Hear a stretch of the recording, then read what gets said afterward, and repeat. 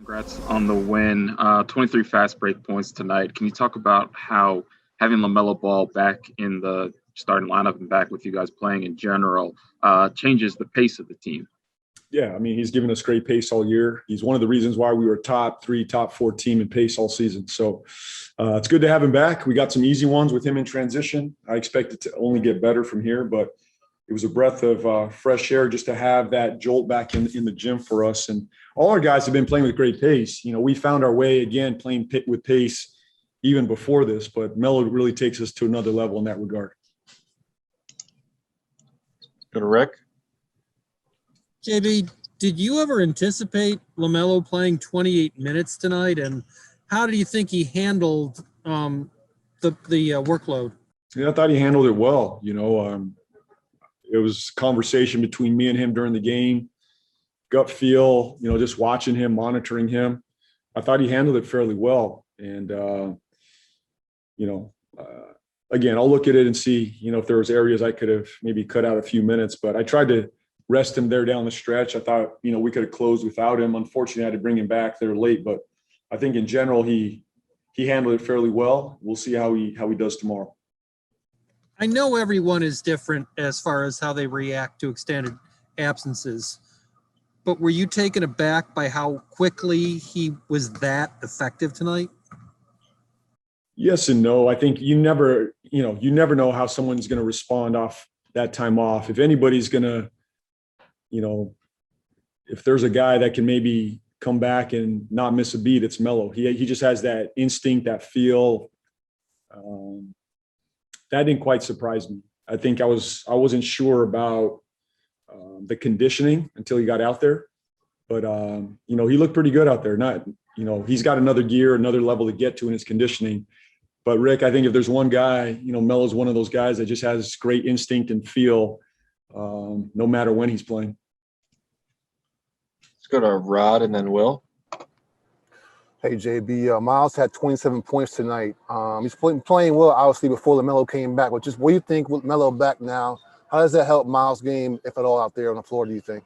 Well, he's gotten much comfortable in our half-court offense, so he's going to continue to find that rhythm there. Where he's going to find some easy ones is going to be in transition. I think you saw it in the first half there, some kick ahead, some early stuff. Melo, he really ignites our break, our fast break, our pace, and Miles is going to be a recipient of a number of those. So I expect Miles to continue finding some early ones in transition. But as we saw again tonight, he was very efficient in the half court as well. So that's what happens when you have that sort of opportunity when those guys are out. He's found some rhythm there. And, I expect that to continue both in the half court and in transition. Will? JB, we talked a lot about LaMelo and his adjustment back to the rotation. How much do the other players around have to adjust to having LaMelo? Because, as you said, you're playing at a pace that you haven't played at in about a month and a half. They enjoy playing with him. Again, I don't think it's like we're going to have to take 5 games to figure each other out. These guys have been playing with each other all year. We had a little break from each other, but they love playing with Melo. I mean, you could feel it the first quarter, the second quarter. It just naturally came back to us. So, I feel very comfortable that we'll find that rhythm quickly. And I think we saw it again tonight. We're going to need it even more tomorrow against a very good defense like that. We're going to have to push the pace and move the ball. And Melo's one of those guys that can get us, easy looks in transition. Let's go to Dave and then Richie. So James, when you're teaching your young players how to throw the proper outlet pass, are you teaching the underhand bowling style, form from 80 feet out? I have nothing to do with that. I just closed my eyes on that. I had nothing to do with that. So maybe we should, maybe we should be teaching the Melo underhand flip. So I think he's the only guy I know of. Maybe Ginobili would have thrown that one as well. I've seen Manu throw some crazy stuff out there. So I'll put Melo in that same Manu category. But Pop never taught it to him. I never taught it to him, so I just hope it gets delivered. Hey, Wrap JB. up with Richie.